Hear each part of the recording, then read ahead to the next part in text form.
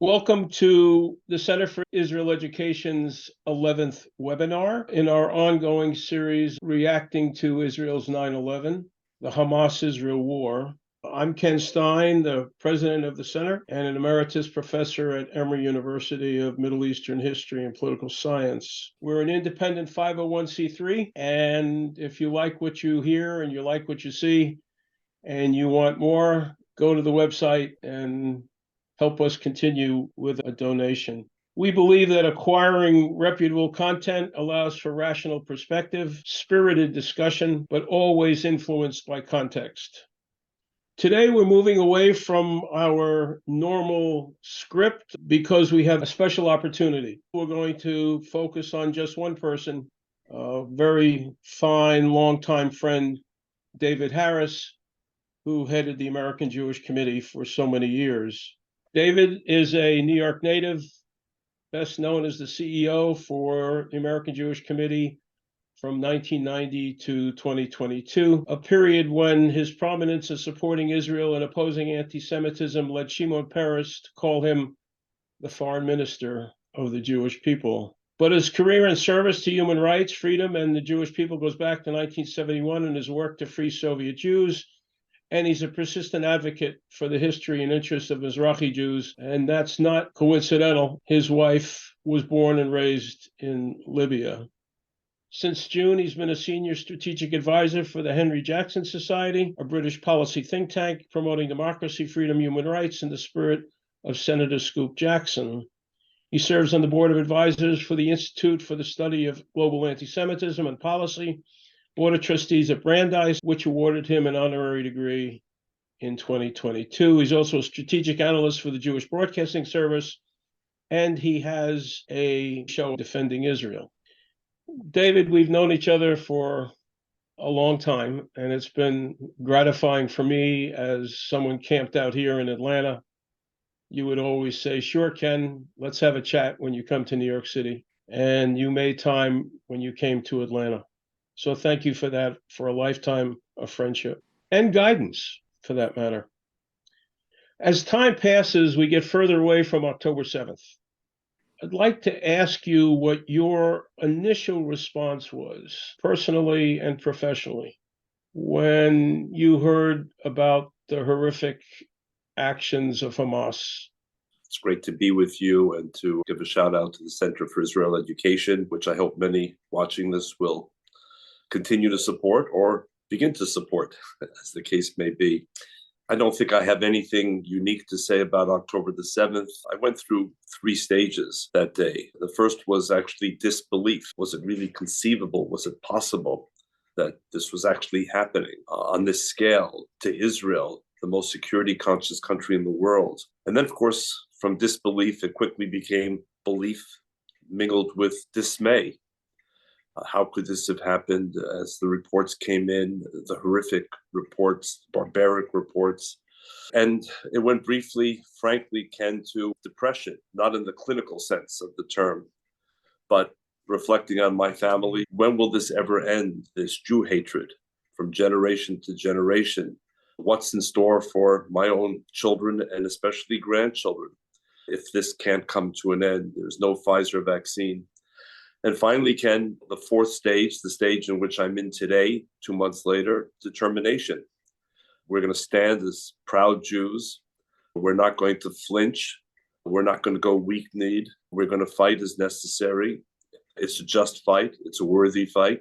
It's a fight for the state of Israel, for the Jewish people, and frankly, for Western civilization. It's a fight for, Ken, your generation and mine, and it's a fight for the generation of our children and our grandchildren. So here I am doing whatever I can, joined by many others, some longtime activists and some who've recently woken up.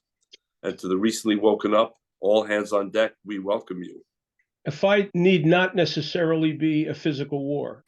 It can be an intellectual war. It can be a war of doing.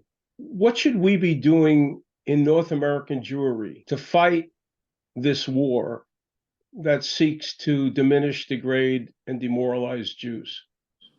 This is a 3-front war, and it is a war. I use the word advisedly.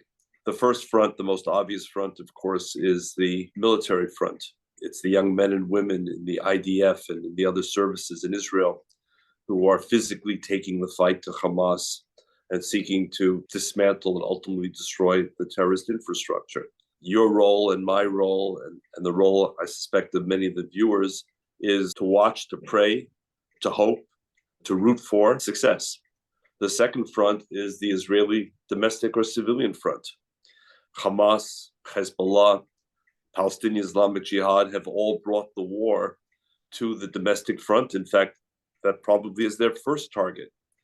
And so the resilience of the Israeli people to stand firm, to stay put, to stay proud becomes essential here. And again, we can only watch, admire, pray, and hope. But there's a third front, Ken.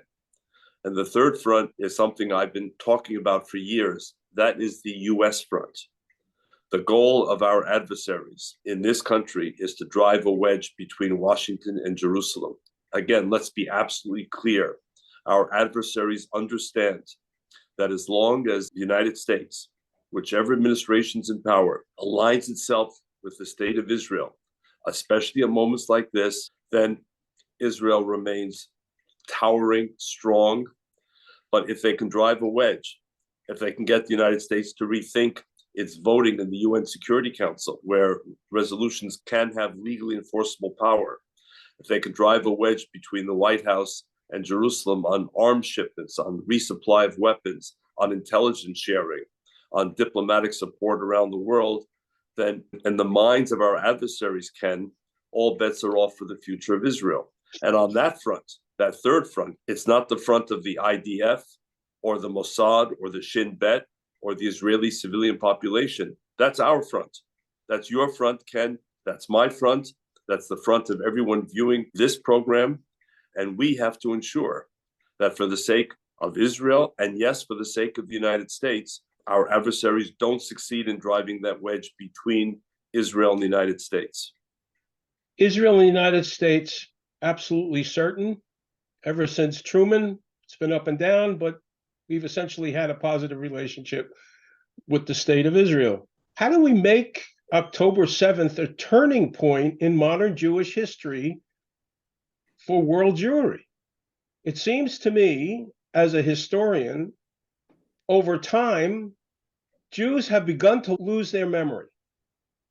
They've begun to lose their consciousness of who they are because they become too convenient in their assimilation, too willing to say tikkun olam is more important than taking care of one another. Shouldn't we have a larger lesson than just survival? Shouldn't we be playing offense rather than defense in making a better Jewish tomorrow? I couldn't agree more with you. In fact, ever since the resurgence of anti-Semitism, and I go back well before October 7th, when asked in a variety of settings, what's the strategy, David? How do we respond to growing anti-Semitism, often, of course, mingled with anti-Zionism? My first response then and now is the same. Be more Jewish. It's not just a question of fighting back. It's of knowing what you're fighting for. And I have always believed that the way you create a Jewish identity in children is not from the outside in, by saying be Jewish in order to defy Hitler's legacy or to confront the anti-Semites.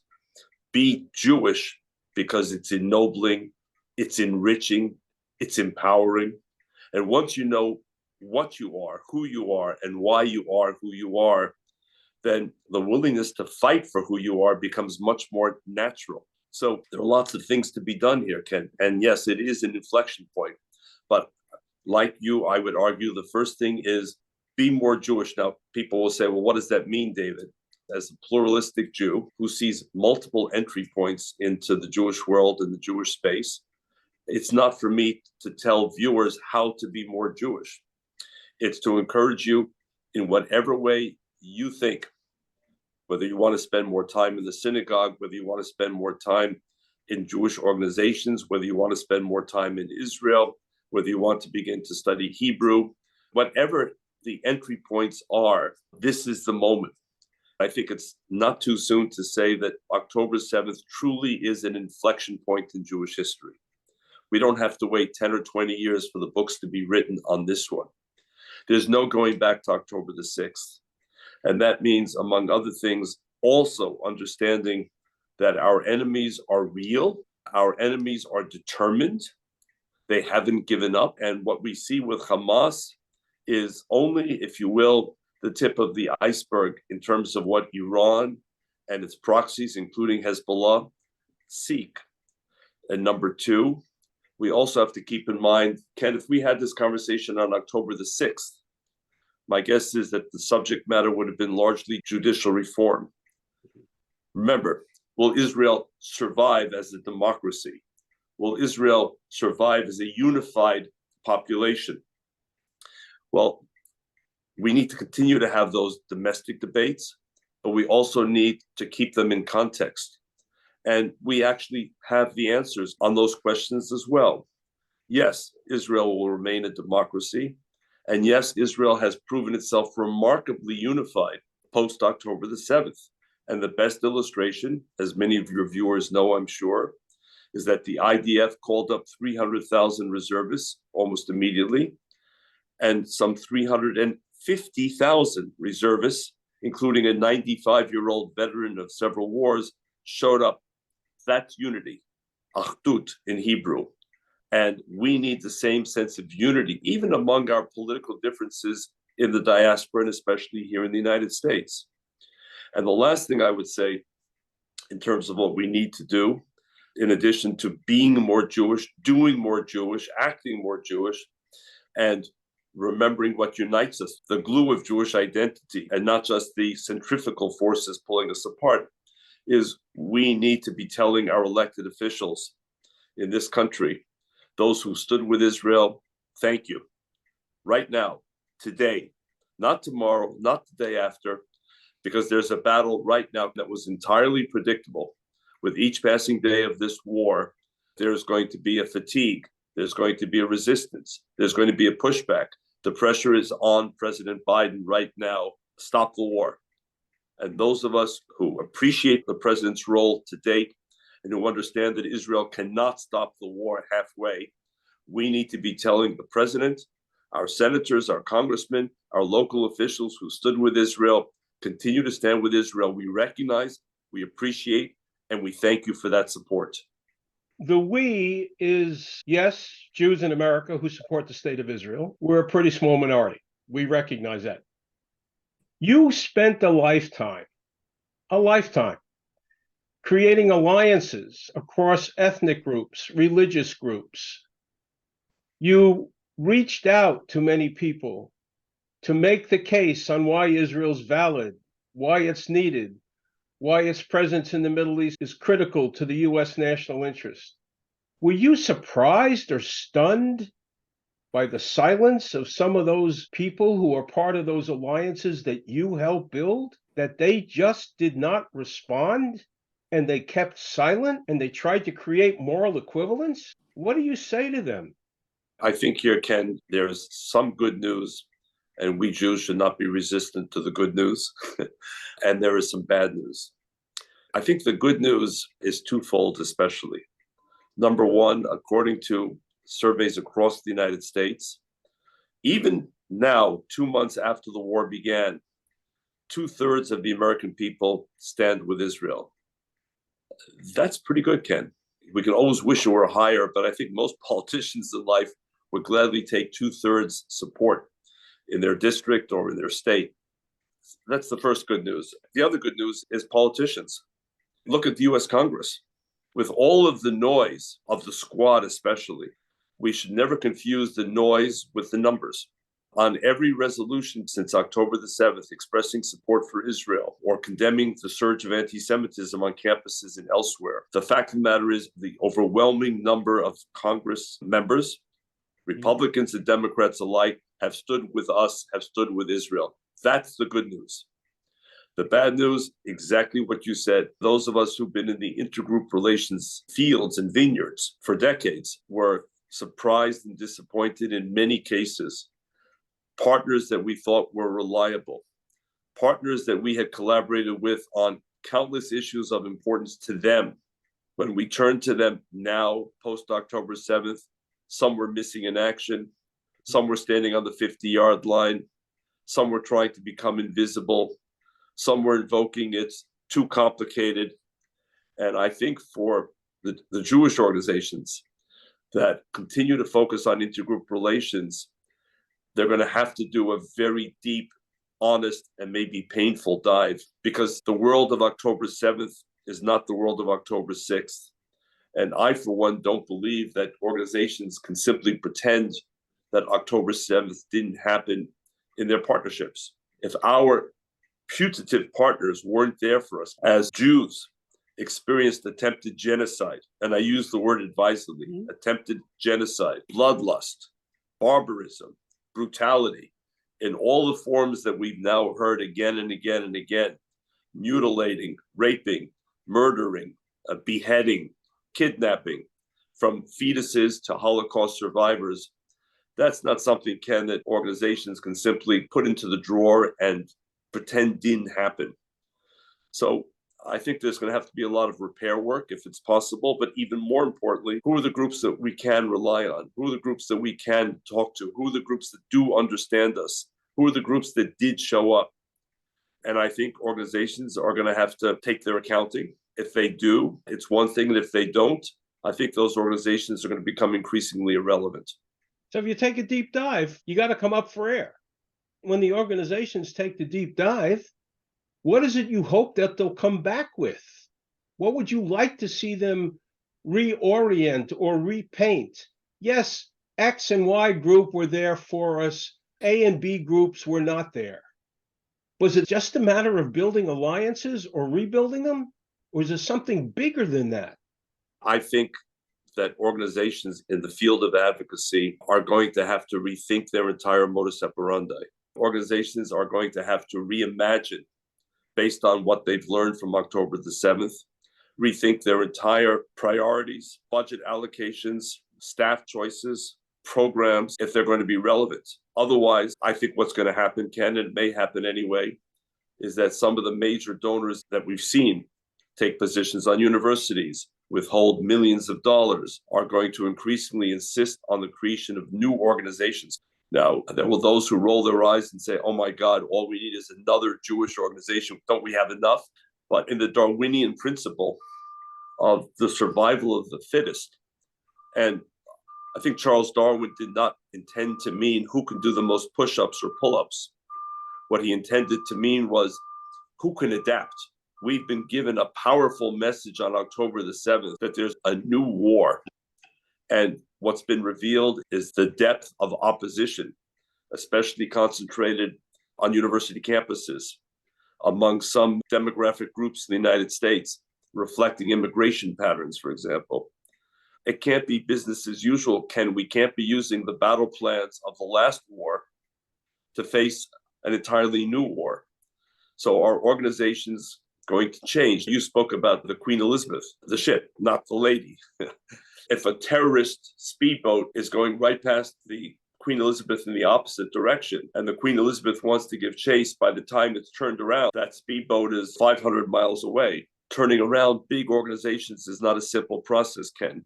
There are a lot of levels of bureaucracy, vested interest, lay leaders, staff who are committed to a way of approaching issues. So will they have the flexibility, the nimbleness to be able to confront the new realities and turn around? Or, and here I'm speculating, Ken, are the big donors going to go to a Barry Weiss, for example, on bended knee and say, Barry, we're able to raise $100 million for you on the spot. Go create the organization that reflects the zeitgeist, the times that we're living in post-October the 7th. Because by the time the Queen Elizabeth's turn around, it may be late in the day. We have to strengthen our legal arm, for example, Ken. We have to go after the SOBs. We have to go after the universities that do not respect their own codes of conduct or local hate crimes laws. We have to go after the funding. And this is why I'm associated. You mentioned the Institute for the Study of Global Anti-Semitism and Policy. It's a clunky name. It's reduced to ISCAP. chaired by Natan Sharansky, the legendary, and I become the vice chair. What's their contribution? It's spending years researching where is the money coming from, Ken? Why are certain universities recipients of huge dollars from places like Qatar, which represent the Muslim Brotherhood? Why is much of this money not being reported to the Department of Education in Washington, despite specific federal guidelines on reporting? What's the link between that money and eruptions of anti-Semitism and anti-Zionism, whether in the classroom, in faculty selection, or on the Quad? And I'm very proud that during the hearing in Congress, the one with the 3 university presidents, that apparently has now been viewed 1 billion times in full or in part, that ISCAP's name was mentioned at least twice by members of Congress, citing the research and the link of the Muslim Brotherhood in Qatar to funding on American universities. So we've got to roll up our sleeves. We've got to get a lot tougher. We've got to take a lot less of the we're do-gooders, we're social workers, we're bridge builders. Absolutely. I don't want to throw out the baby with the bathwater. But if that's our modus operandi today, we have not learned the lessons of October 7th. You have to build intellectual muscle. You need to get kids who know a lot more about who they are and where they come from before they're going to step on a university campus. My knowledge of the university campus is limited to one institution. From what I see, it's not just the university presidents, and it's not just where the money's coming from. It's the faculty who have taken the use of their classroom and turned it into places for preaching rather than for teaching narratives rather than teaching histories. I would fully concur that it's absolutely necessary for us to look at our own institutions and ask our own institutions, when are you going to bring someone in who's going to help you develop your muscle and not just play defense, but play intellectual offense? Too many Jews in the world believe the only reason that the state of Israel exists was because of what happened between 39 and 45. And an insufficient number of them understand that this was a connection that goes back a lot longer than Adolf Hitler's fascism. Regrettably, in the United States, we never taught that story. We taught the story of, let's remember the folks who died between 39 and 45. And that's not been easy for our young kids to grow up with an identity that says the only reason we need a state of Israel is because of what other people did to us rather than what we know about what we need to do for ourselves. David, have we become too comfortable in the diaspora? Leon Whistletier, the literary editor of the New Republic, reminded us we're the only Jewish generation that doesn't know a Jewish language. He reminded us that we don't make a distinction between Knishes and Kaddish, between matzo ball soup and the Shema. We assume they're all the same priorities. Whose fault is that? There is so much in what you just said, I wouldn't even begin to know how to boil it down. I think, first of all, yes, our children going to campuses need to be better prepared, more confident, more knowledgeable, more Jewishly literate. Absolutely can. And while I was still at AJC, we created over a decade ago Leaders for Tomorrow, LIFT, which was targeted precisely at Jewish high school students before they went off to college. Obviously, it can't reach every Jewish student, but it was a way of sort of signaling and hoping others would pick up on it as well. But even there, Ken, just dwelling on that for a moment, it wasn't just arming them with knowledge, including the fact, as you said, that Jewish history did not begin in 1939, and the Jewish connection to the land did not begin immediately after the Holocaust. But it also has to do with building the tools of character, if you will, to allow these children in spaces and places where it may be awkward, they may be in the minority, they may pay a social price, they might pay an academic price for finding the spine and the courage to stand up, to challenge a professor in a classroom, to go out onto the Quad and to support Israel with information and literature. It's a lot easier to go through the 4 years of undergraduate education with your head down. You know that better than I, but I've been a visiting faculty member on several occasions. And when pro-Israel students reached out to me, I understood as well. They had to make a fundamental decision, which was not just about knowledge, but whether they were going to stand up and publicly identify themselves on campus as a proud Jew and supporter of Israel, or whether they would find some rationalization or excuse to duck it and instead to spend the 4 years getting good grades, making friends, networking, attending sports events, maybe joining a fraternity or sorority. We have to prepare them, Ken, both educationally, intellectually, but also to give them that sense of confidence. Yep. And by the way, to give them skills like, how do you find allies?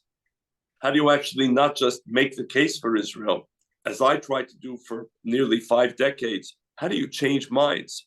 Most of my work was not in friendly places, Ken. Mm-hmm. The friendly places were fun. You knew the audience, maybe with 1 or 2 exceptions, were on your side. But when you had to meet with political leaders, government officials, or groups that were not necessarily on your side, how do you change their mind? How do you open their mind, even a crack?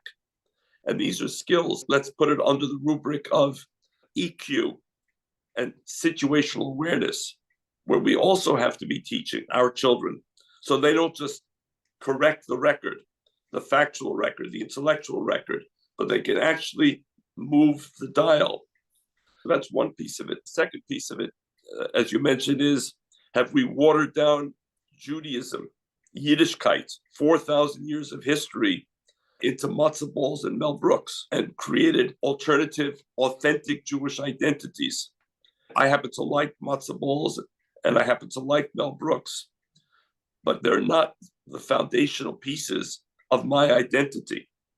How can one be a serious, literate, proud Jew and be anti-Zion in the sense of anti-Zionist? I've always believed that we live on a 3-legged stool as Jews. We have a faith, we have a land, and we have a people. And while I may choose to interpret each of those 3 in my own particular way, the fact of the matter is none of the 3 are negotiable. I can't remove the sense of peoplehood and still be able to sit on that stool safely. I can't remove the faith. I may interpret it as a Reformed Jew or as a conservative Jew or as an agnostic Jew, but I can't simply relinquish it. And I can't remove the land and replace it with Poland or Brooklyn. It's Zion. It's Judea. It's Yerushalayim. This is the story. Without that story, who are we? What is our link to the past? So I would argue, again, as a pluralistic Jew, sit proudly on that 3-legged stool, understand each of the component parts, take some license, yes, but not to the extent of removing the legs. There's nothing left. It seems that American Jewry is focused, a lot of its energy, a lot of its effort, and a lot of its anger at each other on the whole issue of resolving the Palestinian conflict. A recent poll said that 1/3 of Palestinians and only 1/3 of Israelis really believe that a 2-state solution is possible. We know that Israel's got to restore its deterrence after what happened on October 7th. And deterrence isn't just being able to defend yourself, it's being able to take a risk for peace. Begin had that deterrence in 77, 78, 79. He knew he had a military that was strong, and he knew the surrounding states were relatively stable. Supposing the Arab-Israeli conflict can't be resolved, supposing for the next 5 to 10 years, it just wallows on, is it okay for Israel to be Jewish and not necessarily democratic?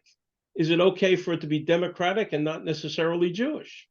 If you had to make a choice, what choice could you make if you had to make it? We might have to make that choice. I'm not sure that I want to answer your question directly because I don't think we're there. And I think there are other things going on. I'm one who, in theory, understands and supports an enduring 2-state solution. I want to stress the word enduring, not just any 2-state solution. I think people tend to repeat that 2-state solution as a mantra, thinking that if only they repeat it often enough, it will magically not just materialize, but endure. Anyone who understands the conflict on a deeper level has to recognize that there is no simple strategy to get from here to there. When someone says it, as I just said it, immediately I'm accused of being somehow anti-peace or warmongering. Believe me, I've always considered myself a security hawk and a territorial dove. You sound like Scoop Jackson. And if I do, I'm proud to. For those viewers who still know who Scoop Jackson was, the great senator. But I can't allow myself to succumb to wishful thinking at the expense of analytical thinking. And here's the danger. The questions all presuppose that somehow Israel itself did not want peace enough to explore every possible opportunity or chance to reach a final deal. You're the historian here. I'm the amateur. But going back to the Peel Commission of 1937, UNSCOP, the UN Partition Plan of 1947, I can keep going. The answer has always come back resoundingly no. There's a chorus of people in the Jewish community who always want to rationalize or justify the no. I'm not among them, Ken. If someone says no enough to me, I've got to draw some conclusions here. From 1948 to 1967, the first 19 years of Israel's rebirth, the West Bank, Gaza, and Eastern Jerusalem were not in Israel's hands. The fate of those lands would not be determined by Israel, meaning there could have been a Palestinian state any day of the week had Arab leaders wanted there to be a Palestinian state. So there are lots of these issues. And now fast forward to today. And you've seen the surveys, Palestinian surveys of Palestinian sentiments today. What percentage support Hamas today? 72%, according to 2 days ago. Basically, 3/4 of Palestinians across both Gaza and the West Bank support Hamas after October the 7th. In my quest for peace, can I simply ignore that as an inconvenient truth? Do I somehow simply dismiss it? Do I, again, try to rationalize or defend it? How could any sane Israeli political leader look at those numbers and say, well, this is the optimal time to pursue a two-state solution? I'm someone who spent decades, often quietly, with a couple of partners at AJC, traveling in the Arab world, traveling in the larger Muslim world, going to places where Israel had no diplomatic relations, sometimes being surrounded by bodyguards, sometimes even going into a country without ever being able to use a credit card or anything else that could trace my presence in that country. I put my life on the line trying to help find peace partners, or at least people to begin the conversation with. On a personal note, several of my grandchildren are Israeli citizens. Though they're still in single digits in age, they're already in the IDF database, Ken. The last thing in the world that I want to see is my grandchildren grow up and have to face more war like the generations before them. But Jewish history in general, Ken, should have taught us that you can't chase after a false peace. It has to be a real and enduring peace. It has to be built on a solid foundation. It has to be monitorable, enforceable. So here, my big hope, Ken, quite honestly, is that this chapter begins to die down in the next several months. We're going to return to the business of the Abraham Accords. We're going to be looking for additional partners, and they exist, Ken. They exist. Let me remind your viewers that on an early vote in the Arab League after October 7th, when a resolution was put on the table that would have called on member states to break relations with Israel, just to shut it down, 9 Arab nations voted against it. There are 6 in the circle of peace, Ken. 9 voted against it. So I think with renewed diplomacy by the United States, quiet probing by Israel and its neighbors, I think we can continue to expand it, number one. And number two, while it's not clear to me what replaces Hamas, I hope that there are people way more prophetic than I am who can see a pathway forward towards at least calming the situation with the Palestinians and over time moving towards greater autonomy. And hopefully with a new generation of leaders, Mahmoud Abbas will not be there forever. This is a hope. It's only a hope. that we can begin to turn things around. But last point, Ken, just as here in the United States, in a very strange way, we have to acknowledge the three university presidents who appeared before the US Congress, because in a strange way, they exposed the moral rot at some of our most distinguished universities, including one of the three, my own alma mater, of whom I'm ashamed today. And maybe that will begin to create a turning point in how the American people look at what were once these great bastions of the search for truth and knowledge.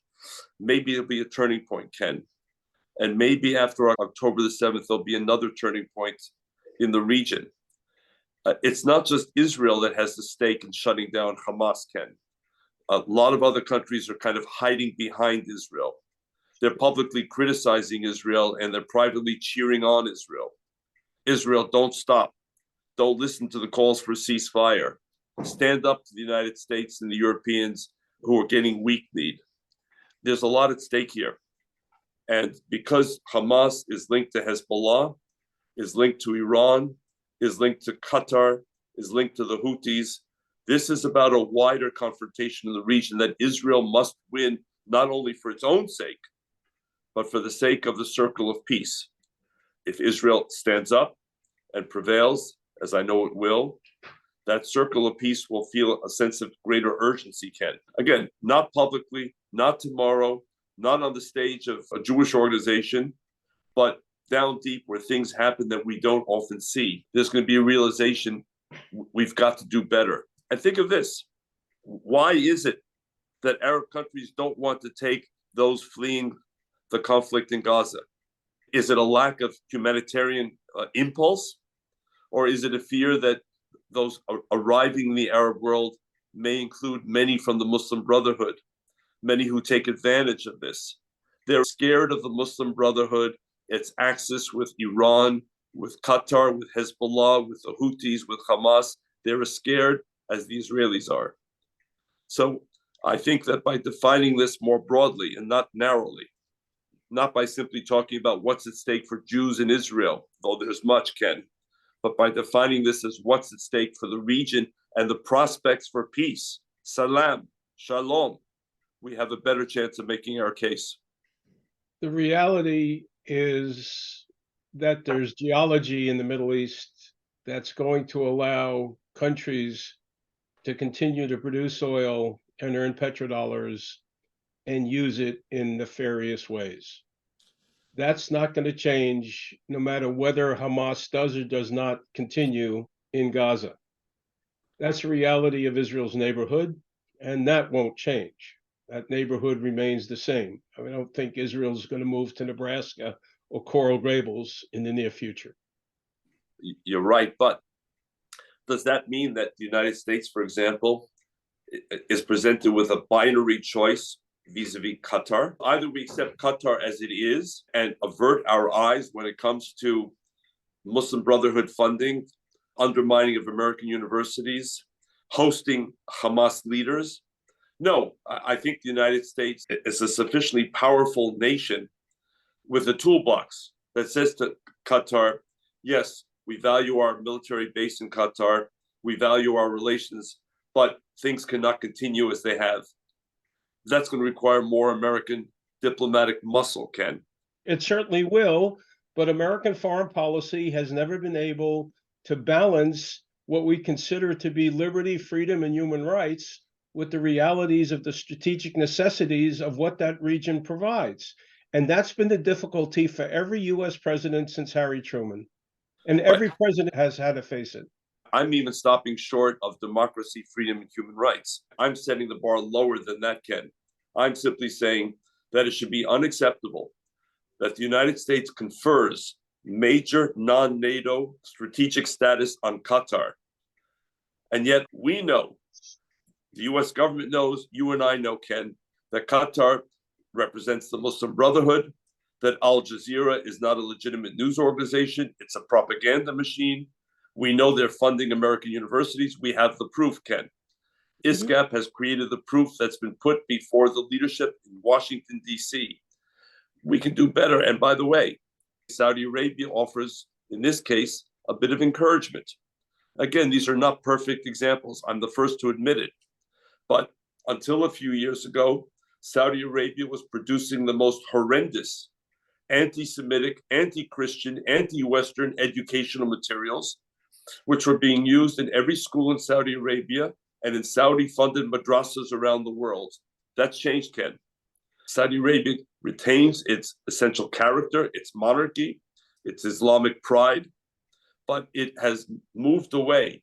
And in our study of university funding in the United States, some years ago, the Saudis would have been number one, Ken. They're no longer number one. And the US played a role. I know it because I was among the people talking to our governments over the years. So it shouldn't be an all or nothing proposition. Yes, Qatar has unlimited natural gas. You're right. But we, the United States, have far more diplomatic strength if only we have the will. Shimon Peres was right.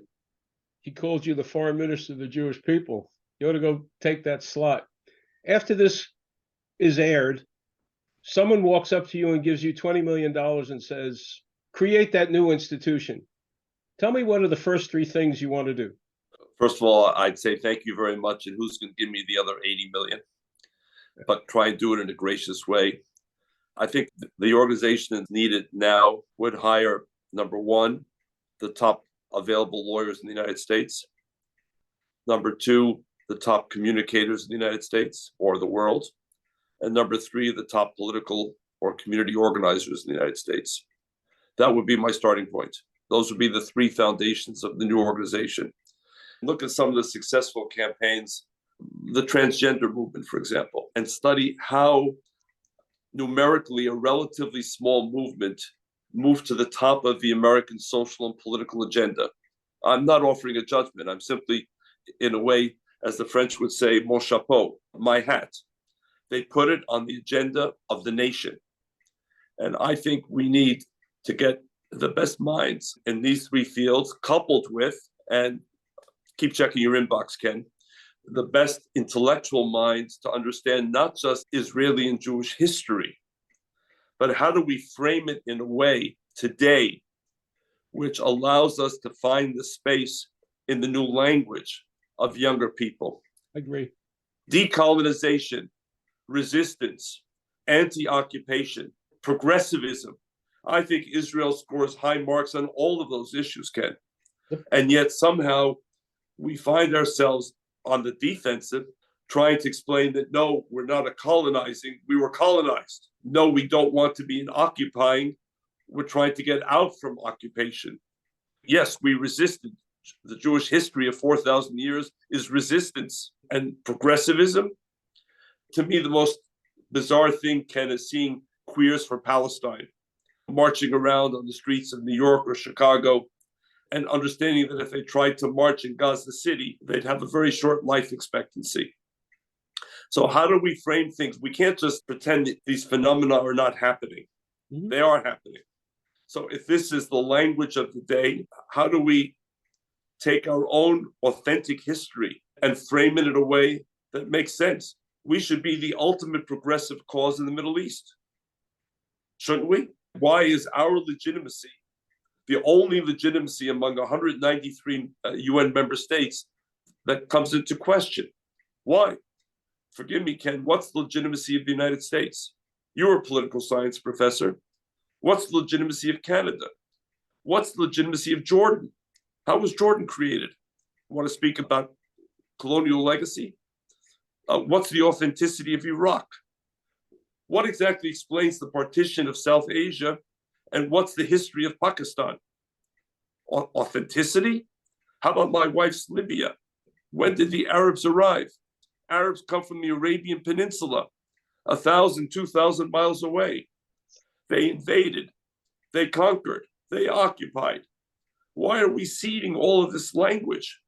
People are worried about self-determination and sovereignty. I don't hear a word on campuses about the Kurds.